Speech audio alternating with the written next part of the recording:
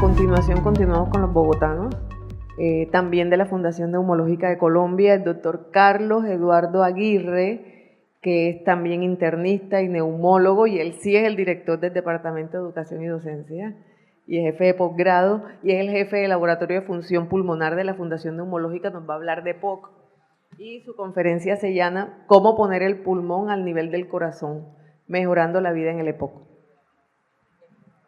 ¿Ahí va a estar el tiempo o no? ¿Sí está ahí? ¿Sale el tiempo ahí?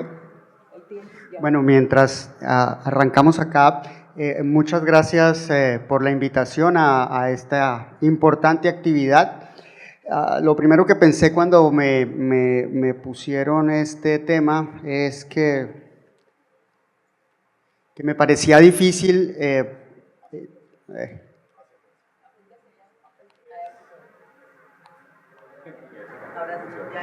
y no me subo ahí porque he descubierto que soy propenso a los accidentes.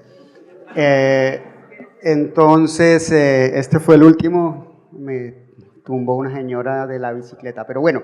Entonces, lo que quería decir básicamente es que poder justificar una verdad de perogrullo es como complicado, ¿no? O sea, justifiquen ustedes que el agua moja y lleven un proceso para lograr demostrar eso. Es difícil. Yo creo que todos los que estamos acá, que somos del área de la salud, sabemos que todos los órganos son importantes y que todos cumplen una función vital, y que sin corazón no vivimos, sin pulmón tampoco, sin piel tampoco, sin nada podemos sobrevivir.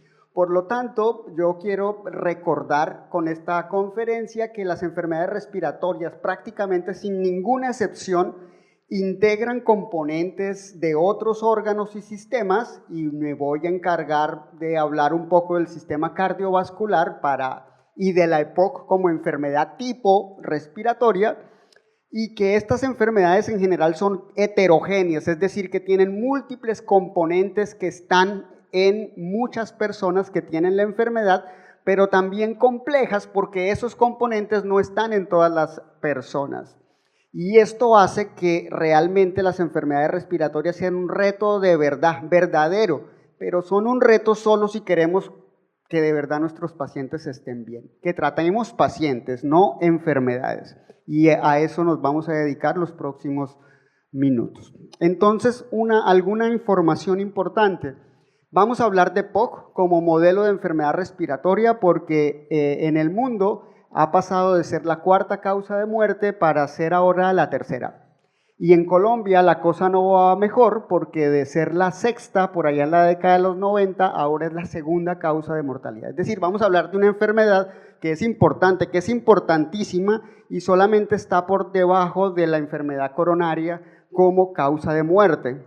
Ahora bien, ¿de qué se mueren los pacientes con EPOC? Pues no se mueren de EPOC en general, se mueren de otras cosas diferentes. Miren que solamente los pacientes con enfermedad más grave, el 30% mueren de falla respiratoria o de neumonía o de enfermedades asociadas, y el resto se mueren de otras cosas.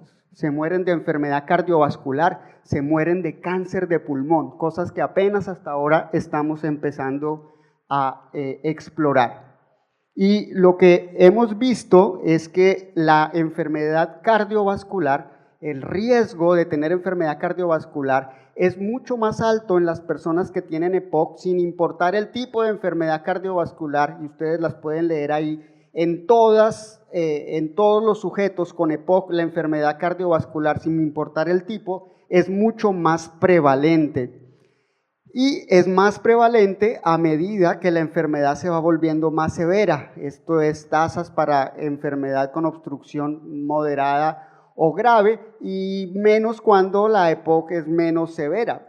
Adicionalmente, no solamente es prevalencia, sino que también es incidencia, es decir, que si una persona no tenía la enfermedad, es altamente probable que le arranque, y esto también es mucho más frecuente en personas que tienen enfermedad más grave. Entonces, ¿por qué se produce esta asociación? Creo que ustedes están pensando cosas similares, y es tabaco. Claro, el tabaco es factor de riesgo para enfermedad pulmonar y también es un factor de riesgo para enfermedad cardiovascular. Y pues sí, seguramente sí, la respuesta es una de las causas, pero miren que la tasa de mortalidad en personas que tienen enfermedades obstructivas también es alta, hasta 8 veces más, incluso en aquellos que no han fumado. Entonces, el solo hecho de tener obstrucción ya nos debe poner en alerta que ese paciente tiene un riesgo aumentado de enfermedad cardiovascular. ¿Lo hacemos en la práctica clínica? No, porque nos acordamos de la diabetes, de la dislipidemia, pero a nadie se le pide una espirometría para ver si tiene obstrucción con semejante impacto de esta enfermedad sobre el riesgo cardiovascular. Incluso con otros factores de riesgo como el combustible, como estar expuestos a combustibles fósiles o vegetales, también incrementa el riesgo. Es decir, no solamente es tabaco. Pero no es solamente tabaco y no es solamente la enfermedad producida por esta pandemia. No, miren ustedes que incluso las personas que tienen asma también tienen una prevalencia mayor de enfermedad cardiovascular. ¿Lo consideramos? No. Las personas que tienen enfermedad intersticial tienen entre 8 y 12 veces más riesgo de tener enfermedad cardiovascular. Y esto se ha visto en los pacientes que trasplanta el doctor Barón. Cuando se les hace los estudios pretrasplantes, se encuentra una altísima prevalencia de enfermedad cardiovascular. ¿La pensamos en la práctica clínica? Probablemente no con la frecuencia que deberíamos. Uno puede decir, no, eso es por las comorbilidades. Y pues sí es por las comorbilidades. Miren que las personas que tienen EPOC tienen con mayor prevalencia hipertensión arterial que las personas que tienen cualquier otra enfermedad crónica, y es mucho más prevalente la diabetes tipo 1 y 2. Extraño, ¿no? Esa asociación. Y se sabe hoy en día que no solamente es prevalencia, es decir, agarrar y mirar quién la tiene, sino que el que no la tiene la desarrolla con mayor frecuencia cuando tienen EPOC, y se piensa, miren en estos modelos de la cohorte de las enfermeras en Estados Unidos, que 38 y 33% más de probabilidad de desarrollar enfermedad cardiovascular cuando no de tener diabetes cuando no se tiene previamente, y esto se achaca a la inflamación, mucha inflamación, y posiblemente al tratamiento que le estamos dando a los pacientes. El doctor De Paul nos mencionó anteriormente que el inhalador tampoco es que se quede totalmente en el pulmón, sino que tiene circulación sistémica y posiblemente esté implicado en el desarrollo de estas enfermedades.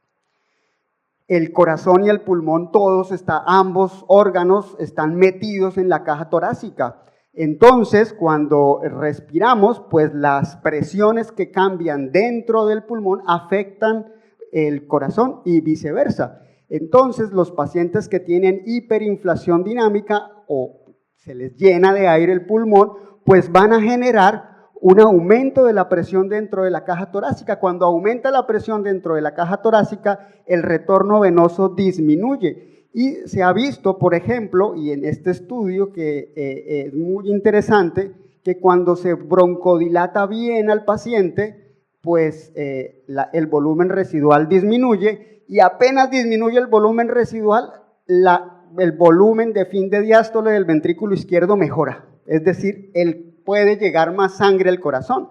Y si puede llegar más sangre al corazón, pues se puede botar más sangre y el volumen sistólico también aumenta. Y pues si hay más volumen sistólico, las coronarias se irrigan mejor. Pero acá pues seguramente está mal y la presión de perfusión miocárdica está bajita también. La interacción entre el corazón y el pulmón. Pero adicionalmente los pacientes tienen cambios en el microbioma. Los que estamos acá aprendimos mucho, los más jóvenes no, que el pulmón era estéril, ¿no?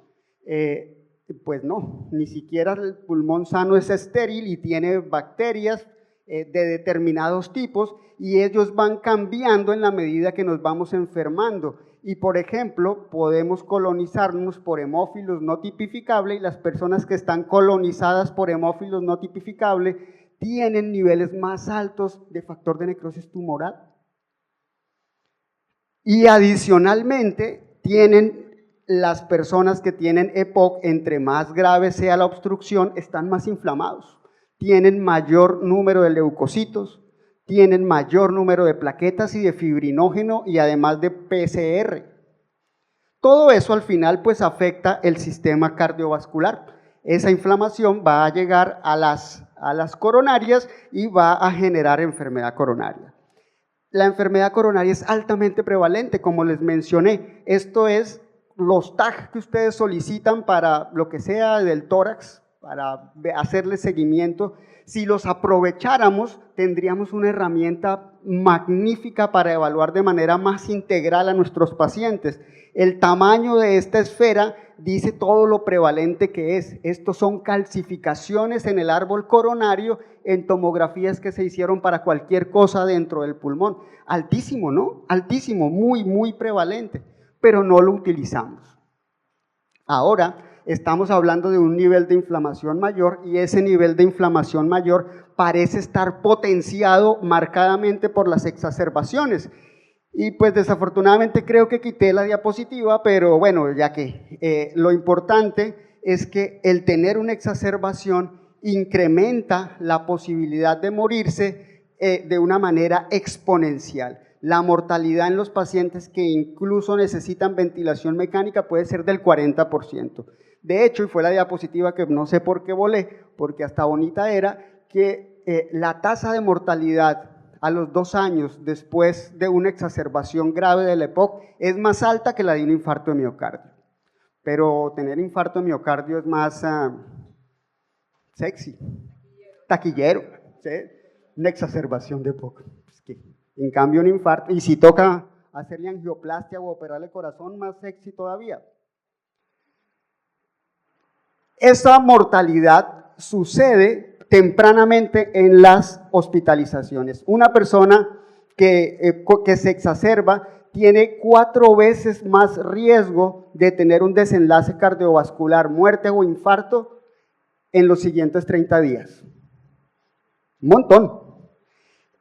2 veces a los 3 meses, no, ni siquiera 50%, 2 veces más riesgo de morir o de tener un infarto en los siguientes 3 meses.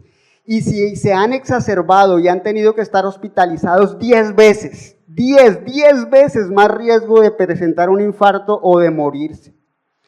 Durante la hospitalización es el riesgo más alto y eso se ha visto de manera repetida en los estudios post-hoc de los grandes trabajos cardinales en LEPOC, y de nuevo pensamos que lo que sucede es estos picos de inflamación, y estos picos de inflamación que claramente se ven acá, se ven muy bien descritos con niveles mucho más altos de interleuquina 6, interleuquina 8 y otras moléculas inflamatorias asociadas a las infecciones.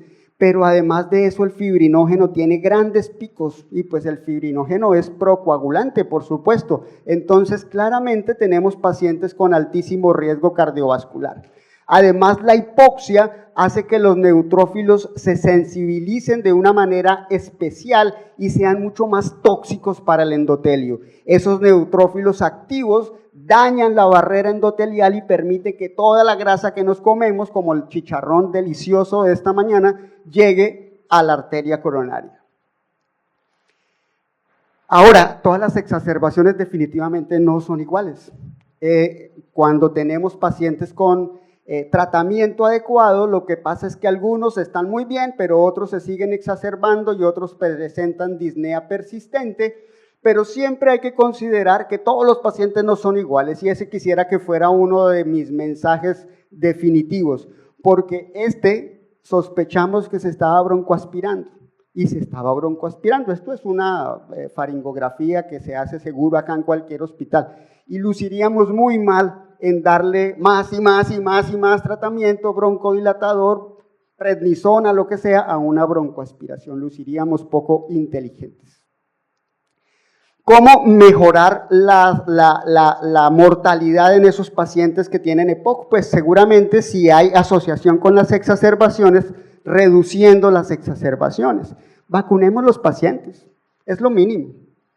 pero la tasa de vacunación del paciente respiratoria es ínfima, muy baja, muy mala, increíblemente mala.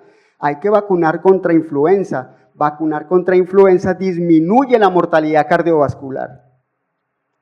Vacunar contra neumococo claramente disminuye. Miren esta belleza de gráfica, cómo se disminuye la mortalidad dependiendo el tipo de vacuna que se administre. Pero no vacunamos, muy poco.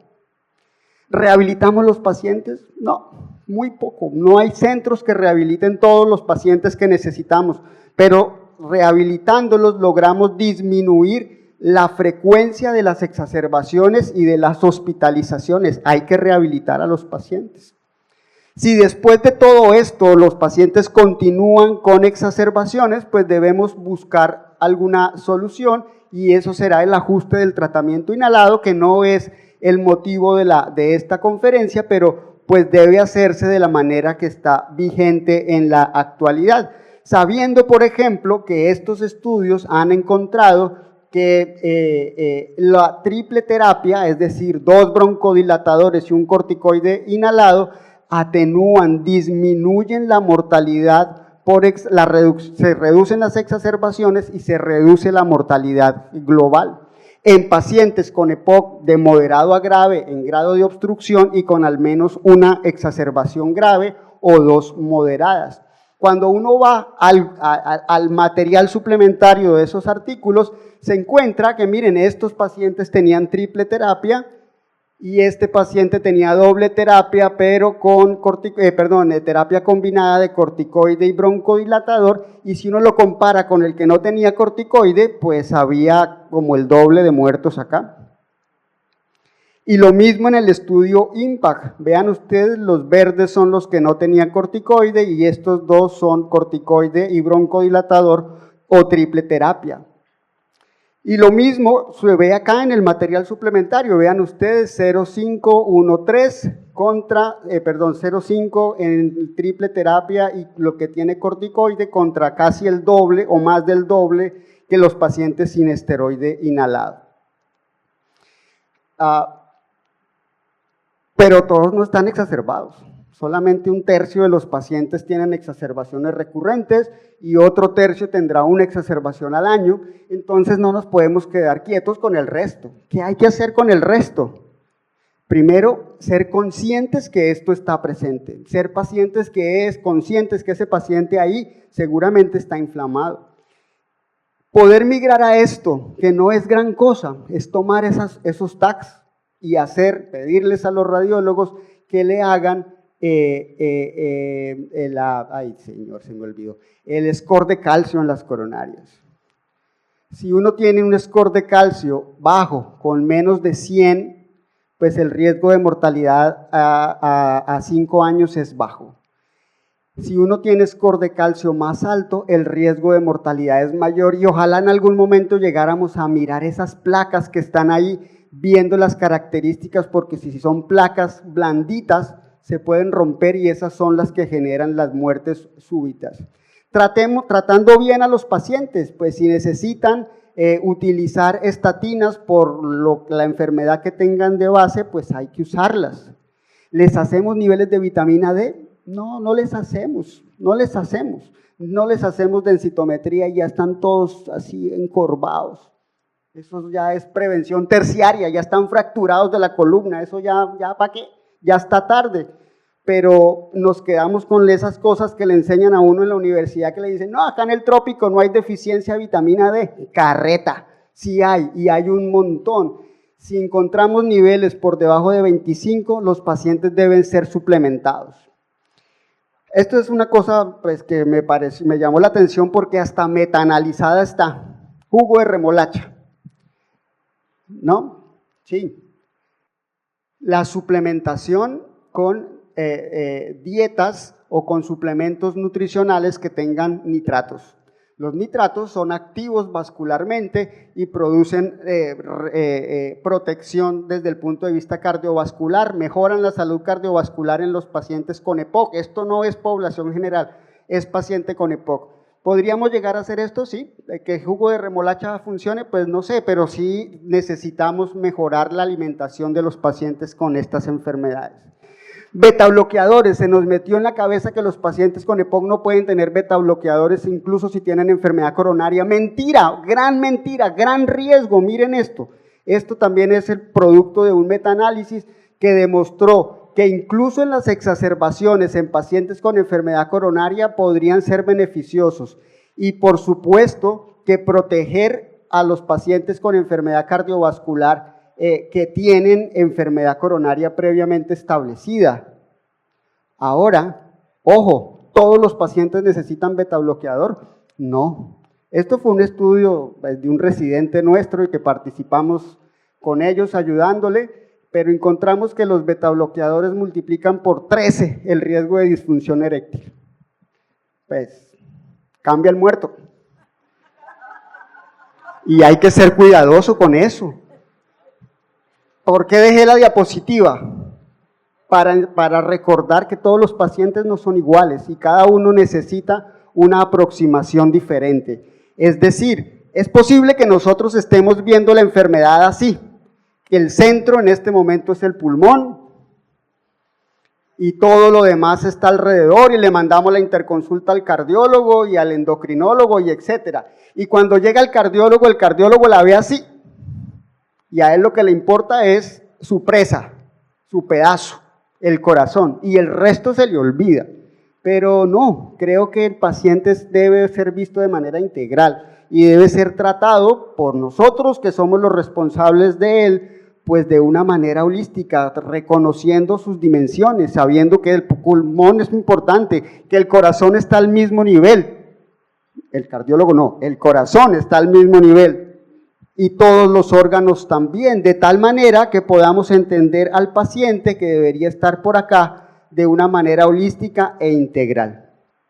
Cerramos, digamos que el corazón y el pulmón y el resto de los órganos son importantes e interactúan de manera dinámica en la fisiopatología de las enfermedades, que la EPOC como modelo de enfermedad respiratoria es una enfermedad heterogénea, compleja y que necesita un pensamiento global si queremos aportarle al paciente, no a la enfermedad. La prevalencia de enfermedad cardiovascular es alta y la también incidencia es alta y la evaluación integral de los factores de riesgo cardiovascular debería ser un estándar en los pacientes con EPOC. Y creo, sin duda, que tenemos que utilizar mejor los recursos que ya están disponibles. Muy bien, muchas gracias.